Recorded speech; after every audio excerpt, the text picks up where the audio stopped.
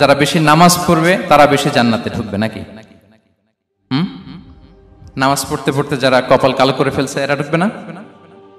যারা হজ করতে করতে বড় হাজী সাহেব হয়েছে, জিকির করতে করতে হাতে 3-4টা তাসবিহ রেখেছে, তাদের কথা বলা হয়েছে।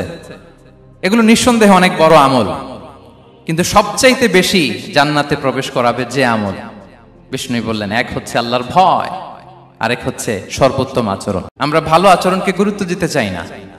অনেক নামাজি লোক দেখবেন নামাজ পড়তে পড়তে কপালে কালো দাগ ফেলে দিছে, বাসায় বউয়ের সাথে খারাপ আচরণ করে, খিটখিটে মেজাজের, প্রতিবেশীর সাথে শুধু ঝগড়া, কলিগদের সাথে ঝগড়া, মারামারি, কিন্তু নামাজি, অনেক বড় হাজি, একদিনও কোরআন তেলাওয়াত মিস হয় না। তো এত ইবাদত করেও সে ইসলামের আসল এসেন্সটাকে ধরতে পারে নাই।